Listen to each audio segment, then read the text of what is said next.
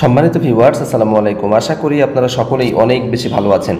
আজকের ভিডিওর যে আলোচ্য বিষয় সেটি আপনারা নিশ্চয়ই থাম্বনেল দেখেই বুঝতে পারছেন যে 18তম শিক্ষক নিবন্ধনের স্কুল এবং কলেজের প্রিলিমিনারি উভয় পরীক্ষায় কিন্তু পাশ করেছেন। এ সমস্ত প্রার্থীরা এখন দ্বিধাদ্বন্দ্বের মধ্যে রয়েছেন যে লিখিত পরীক্ষার জন্য স্কুল অথবা কলেজ কোনটির প্রস্তুতি নেবেন নাকি উভয়টির প্রস্তুতি নেবেন, একটি প্রস্তুতি নিলে ভালো হবে নাকি দুইটি প্রস্তুতি নিলেই ভালো হবে, এবং কিভাবে সেই প্রস্তুতিগুলো নেওয়া যায় সেই বিষয়গুলো নিয়ে কথা বলবো। এবং আপনারা অনেকেই প্রশ্ন করছেন এই বিষয়টি যে কোন পর্যায়ের প্রস্তুতিটি নিলে আমাদের জন্য চাকরি পাওয়া সহজ হবে।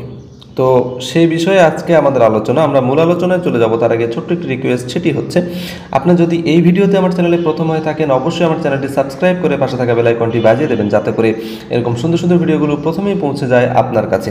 আর আপনারা আমাদের এই চ্যানেল থেকে প্রাথমিক শিক্ষক নিয়োগ, শিক্ষক নিবন্ধন এবং বিসিএস সংক্রান্ত সকল ধরনের আপডেট তথ্যগুলো পেয়ে যাবেন। এবং আপনাদের মনে যদি কোনো প্রশ্ন থাকে অবশ্যই সেটি আমাকে কমেন্ট সেকশনে জানাবেন, আমি যথোপযুক্ত উত্তর দিয়ে আপনাদেরকে সহযোগিতা করার চেষ্টা করব। আমরা মূল আলোচনায় চলে যাচ্ছি। দেখুন, এখানে বলা হচ্ছে যে 18তম শিক্ষক নিবন্ধনের স্কুল এবং কলেজের প্রিলিমিনারি পাস, অর্থাৎ দুটোতেই পাস করা হয়েছে। লিখিত প্রস্তুতি কোনটি নেবেন, স্কুল নাকি কলেজ? দেখুন, আমরা সকলেই জানি যে স্কুল এবং কলেজে যারা পাস করেছেন এদের মধ্য থেকে স্কুলের ক্ষেত্রে কিন্তু শূন্য পদের সংখ্যা বেশি থাকে, ঠিক আছে, সেটা প্রত্যেকটি বিষয়ে। এবং কলেজের ক্ষেত্রে শূন্য পদের সংখ্যা প্রত্যেকটি বিষয়ে কিন্তু অনেক কম থাকে, এবং কলেজে চাকরি পাওয়াটা আসলেই অনেক কঠিন। সেক্ষেত্রে স্কুলের চাকরি পাওয়াটা অনেক সহজ। যেমন আমরা যদি একটু বিশ্লেষণ করি পদের বিষয়গুলো, তাহলে আমরা বুঝতে পারবো। যেমন স্কুলের ক্ষেত্রে ভৌত বিজ্ঞানের যে পদটি, পঞ্চম গণবিজ্ঞপ্তির জন্য ভৌত বিজ্ঞানের মোট শূন্য পদ চাওয়া হয়েছিল সারা দেশে 12,486টি, ঠিক আছে, ভৌত বিজ্ঞানের ক্ষেত্রে, যার বিপরীতে আবেদন করেছে পঞ্চম গণবিজ্ঞপ্তিতে মাত্র 2016 জন। তাহলে এই যে 12,000 পদের বিপরীতে আবেদন করেছে মাত্র 2016 জন, তাহলে বাকি যে পদগুলো, তাহলে 2016 জনেরই যদি চাকরি হয়ে যায়, তাহলে বাকি যে 10,000 প্লাস পদ, এই পদগুলো কিন্তু অলরেডি শূন্যই থেকে যাচ্ছে, যে পদগুলো পূরণ করা হবে ষষ্ঠ গণবিজ্ঞপ্তিতে, অর্থাৎ 18তম শিক্ষক নিবন্ধনে যারা পাশ করবেন ফাইনালি তাদের মধ্য থেকে। আবার একইভাবে যদি আমরা স্কুলের সমাজ বিজ্ঞানের যে পদগুলো রয়েছে, সমাজ বিজ্ঞানে মোট শূন্য পদ ছিল 1985টি, যার বিপরীতে আবেদন করেছে মাত্র 369 জন। তাহলে 369 জনেরও যদি চাকরি হয়ে যায়, তাহলে বাকি যে প্রায় 1,500 পদ শূন্য থাকতেছে, এই শূন্য পদ কিন্তু 18তম থেকেই পূরণ করা হবে। এবং এর সাথে আরও কিছু পদ যুক্ত হয়ে ষষ্ঠ গণবিজ্ঞপ্তিতে দেখা যাবে যে 2,500 প্রার্থীর কিন্তু সমাজ বিজ্ঞানে চাকরি হয়ে যাবে, ঠিক আছে। এখানে এতগুলো পদ ফাঁকা আছে, অথচ সে অনুযায়ী কিন্তু প্রার্থী পাওয়া যাচ্ছে না, ঠিক আছে, যার কারণে আবেদনকারীর সংখ্যা এতটাই কম।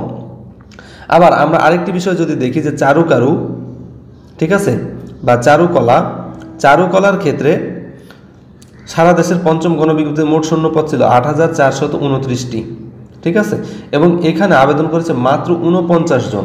তাহলে যারা চারুকলাতে স্কুল পর্যায়ে পরীক্ষা দেবেন বা আবেদন করেছেন তাদের চাকরি কিন্তু নিশ্চিত। আপনারা লিখিত পাস করতে পারলেই কিন্তু আপনার চাকরি নিশ্চিত, কারণ এখানে দেখুন যে 8,429টি পদের বিপরীতে মাত্র আবেদন করেছে কত, 49 জন। তাহলে বিষয়টি কি হচ্ছে আপনারা অবশ্যই বুঝতে পারছেন। এবং আরেকটি বিষয়, সেটি হচ্ছে কি শারীরিক শিক্ষা, ঠিক আছে, স্কুল পর্যায়ে শারীরিক শিক্ষাতে মোট শূন্য পদ আছে 5,045টি, এবং এখানে আবেদন করেছে মাত্র 468। তাহলে এই পদগুলো কিন্তু শূন্য থেকে যাচ্ছে, ঠিক আছে। তাহলে আবেদনকারী যদি 468 হয়, তাহলে বাকি যে পদগুলো প্রায় 4,500 পদ, এই 4,500 পদ কিন্তু অলরেডি শূন্য থেকেই যাচ্ছে, প্লাস এর সাথে আরও পদ যুক্ত হয়ে ষষ্ঠ গণবিজ্ঞপ্তিতে কিন্তু এই গণবিজ্ঞপ্তিটি প্রকাশিত হবে, ঠিক আছে। এজন্য আপনাদের স্কুলের পদ সংখ্যা অনেক বেশি রয়েছে। আর কলেজের ক্ষেত্রে যদি আমরা বলি, কলেজে